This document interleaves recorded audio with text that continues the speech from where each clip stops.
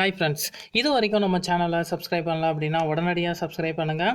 உடனுக்குடன் அப்டேட் வேணும் அப்படின்னா பக்கத்தில் உள்ள பெல் பட்டனை கிளிக் பண்ணிக்கோங்க. இன்றைக்கி நம்ம பார்க்கக்கூடிய லேட்டஸ்ட் நியூஸ் என்ன அப்படின்னு பார்த்தீங்கன்னா, கேப்டன் விஜயகாந்தோட மூத்த மகனான விஜய பிரபாகரனுக்கு இப்போது திருமண நிச்சயதார்த்தம் நடந்து முடிஞ்சிருக்குது. அதை பற்றி நம்ம இந்த வீடியோவில் ஷேர் பண்ண போகிறோம். நடிகரும் தேமுதிக கட்சி தலைவருமான விஜயகாந்துக்கு இப்போ சிறிது காலமாக பார்த்தீங்க அப்படின்னா உடல்நலம் சரியில்லாமல் தான் இருந்து வந்துட்டுருக்காரு. ஸோ இருந்தாலும் மக்களுக்கு குரல் கொடுத்துட்டு தான் இருக்கிறாரு.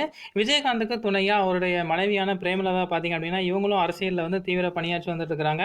கேப்டன் விஜயகாந்த் எடுத்தோம் அப்படின்னா அவருக்கு 2 மகன்கள் இருக்கிறாங்க. மூத்த மகன் பார்த்தீங்க அப்படின்னா விஜய பிரபாகரன் எடுத்தோம் அப்படின்னா அவரும் கட்சி பணியில் ஈடுபட்டு வந்துட்டு இருக்காரு.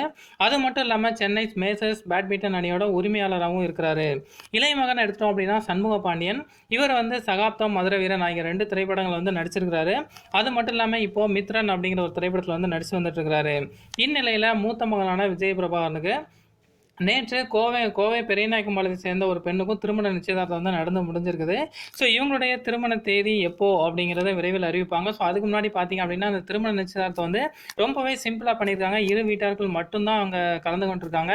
இவங்களுடைய திருமண தேதி விரைவில் பிரேமலதா அறிவிப்பாங்க அப்படிங்கிற மாதிரியான ஒரு தகவல் மட்டும் சொல்லியிருக்கிறாங்க. முக்கியமான விஷயம் என்ன அப்படின்னு கேட்டிங்கன்னா, இந்த நிச்சயதார்த்த நிகழ்ச்சியில் கேப்டன் விஜயகாந்த் கலந்து கொள்ளது தான் காரணம். என்ன அப்படின்னு கேட்டிங்க அப்படின்னா அவருக்கு உடல்நலம் சரியில்லாத காரணம் அப்படிங்கிற மாதிரி சொல்லியிருக்கிறாங்க. ஸோ இவருடைய திருமண தேதி எப்போங்கிறத நம்ம பொறுத்திருந்து பார்க்கலாம். Thank you friends.